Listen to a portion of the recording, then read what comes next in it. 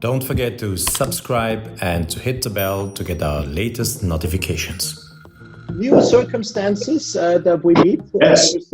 Christoph, I have never been on chat with you through Zoom or anything else. New circumstances we all have to adapt. You are in Schaffhausen, I'm in Vienna. How did you adapt to the new situation we're all in? Well, first of all, I'm learning my office. It's a totally new feeling to see my office as much as I do at the moment. That's completely new. But normally I'm traveling plus or minus half of my time.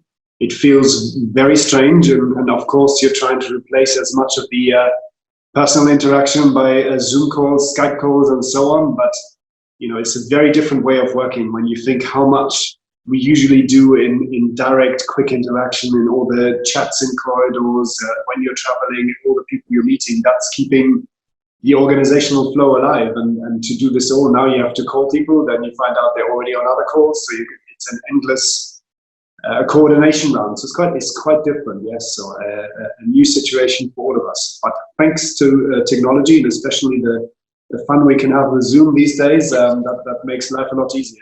At the beginning, I think the first couple of times, all the calls just collapsed on other video conferencing modes because literally nothing is designed for all of our colleagues to be online at the same time in remote working. So now we're finding out what technology actually works. We all have to adapt. And how are some of the workflows organized in the company? Are you still producing, or have you done the shutdown so far? Did you keep a smaller group of people and you have more space for them to work? How can you organize? People are waiting. Exactly. People are still curious to buy watches, and I don't assume that this trend will stop afterwards. So you will have to.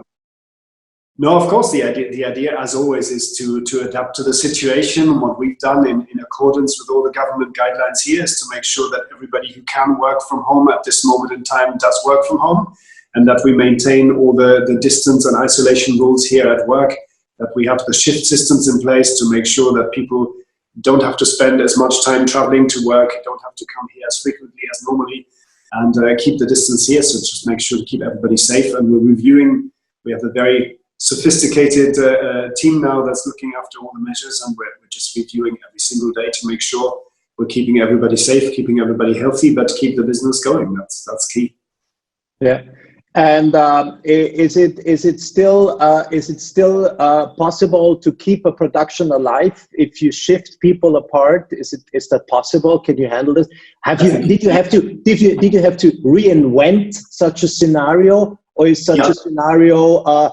Because people are probably curious to learn, is such a scenario already implemented in a company like IWC Schaffhausen, in all your big books or stored somewhere, you pushed on a button, or did you have to reinvent the whole thing? No, I think that the key is, of course, we have to reinvent everything. But the key for us, and we've been very consistent with that, is to try and be prepared very early on.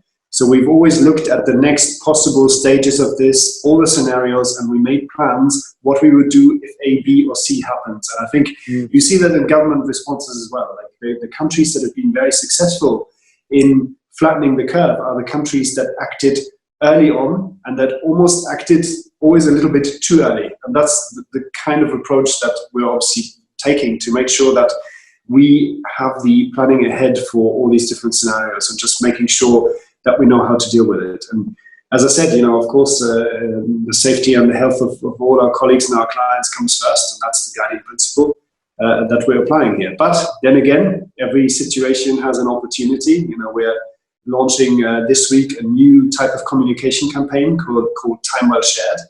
And it's really all about creating this content hub where we're creating content with all our brand partners, from Laureus ambassadors and the exercise classes to brand ambassadors with yoga, to motivational talks with people from our partners, to watchmaking heritage talks, digital novelty introduction, all the rest of it, to really make sure that we also send a positive message and a message of entertainment and distraction a little bit during times when people really have a lot of news to deal with. Just make sure that what we normally do in a physical way for our events, for our boutiques, for everything we do, we recreate in the virtual environment to make sure we maintain a proximity to our clients that we would otherwise lose in a time like this. So really, I think it's always both. It's dealing with the situation, but it's also making sure that we do something positive with the situation. How much of the content or how much about those things you've been creating now are you probably then keeping and not giving up again when the whole, let's say, normal life gets back, and we will probably all we want to meet and gather because we have been so much isolated. How much of how much of that part of the new world are you going to keep? Well, I think what it will do is it probably puts an even bigger emphasis on video content than we already had before. I mean, video has been rapidly growing over the last couple of years, but I think if one thing is coming out of this is that all sort of forms of streamed and live video content, and that digital proximity is something that everybody is now almost forced to focus on. And I think that will definitely have a lasting effect in the way we do communication, even once the situation really comes back to normal. Mm-hmm. But the one thing that is still missing is that we have to touch the product, that we have to get a touch and feel on our wrist. So this is something I think we will not be able to replace so soon unless we are getting far ahead with augmented reality or such things. And which we are offering now. This is coming. So we have the virtual try-on where you project at least the image of the watch onto your wrist through AR. But I totally agree with you. It's not going to be the same as having the product in your hands physically. But, you know, at the end of the day, health and safety first, and everything else assumed. Of course. Of course. You know, we'll see in China now. China is slowly coming back to normal. Some of the restrictions in Wuhan are being lifted. And if, touch wood, all of this is successful, we will see a return to normality and a return also to the ability to interact with our clients face-to-face and show products and all the rest of it. But just want to make sure we do this at the right time. Yeah, as we speak now, it's 11 o'clock, 20 past 11 here in Austria. The government is just giving a press conference telling us what will be next. I will be surprised because I don't know it yet. But I've heard some rumors that we will still have to keep in-house for a longer time, probably. But it seems that they're going to start in May to bring back everything to normality. And this is making, we all need to get out. Yes, I think by that time everybody will be very glad. It's definitely it's a new situation. You know, people are not used to spend this much time with the family at home. Everybody depends on their routines, on their workflows, on their social interaction for sanity. It's quite a different story if you have everything just on Skype and video calls and you don't treat people the same way. We notice that a lot. You know, I have a 2.5-year-old daughter. She complains every single day about the fact that she's missing her friends, right? And she's not understanding the situation rationally like my 10-year-old or 7-year-olds who know what's going on. The 2.5-year-old doesn't, but she intrinsically says, look, where are my friends? I want to go to Granddad's house. I want to see Hector. I want to see XYZ. You know, and this is, they feel it. They feel it, but they don't know rationally what is happening. But they definitely are impacted by it quite a lot. Yeah, somehow we have to explain to the children and the kids as the government should explain to the people what's going on, and not only making a lockdown. How are you getting on in your house? Are you going stir crazy, or are you all right? No, I'm fine so far. I'm lucky to work at home, so workspace is home, and it's not really a big change for me unless I'm traveling a lot. And I, of course, as you know, I'm very active in meeting people and always on forefront to make our videos and to be ready to have the latest, to have the novelties ready on our channel on YouTube. Yeah. That's a little bit embarrassing. And I think I will not be able to come to Switzerland so soon. And this is really something that just, causing me some headache, but we have to reinvent something. I don't know what, but definitely. Well, we'll do what we can to make it a bit easier for you guys to present the content. Look, we can hear switch live to our manufacturer. So welcome. Time's moved on. It was 11:15 a minute ago, and now it's more 11:45 at night. But at least. Me up. I think you have some. You have some good relationships to Scotty on Starship Enterprise. Yeah, beam you somewhere else. Beam you somewhere else. Is there anything else you can do? Yeah, sometimes I feel like if we want to be in the mountains for a bit, that's also quite nice. Come in, chillax. Very nice. Can you ski? No, but we can definitely fly. What about an airplane? Do you have an? Oh, there you go. I explain what we'll do. Just 1 second. Well, we'll get the equipment. Just 1 second. That's fantastic. The CEO of IWC Schaffhausen getting ready for a supersonic flight. So, ladies and gentlemen, I'm the moderator so far. Meanwhile, there we go. Yes, with your jacket. Okay, then put on your seat. Put on your gear. My aviator goggles. And then, okay, let's see. Perfect. Supersonic flight now. Ready to launch. Crazy. But that's it. I mean, every crisis produces its own new trends. So we have something here to play around. Definitely. Fantastic. Yeah, we have to keep our humor. That's the most important thing. Oh yeah, definitely. It's always adventure to be had, Alexander. Oh my goodness. Christopher, thank you so much. Thank you. Yeah, I can only wish all the best to you and the entire family of IWC. Stay healthy. That's the most used term of saying goodbye these days. And I'm very much looking forward to seeing you very soon. And believe me, I will bring a Corona with me when we meet. Yeah, absolutely.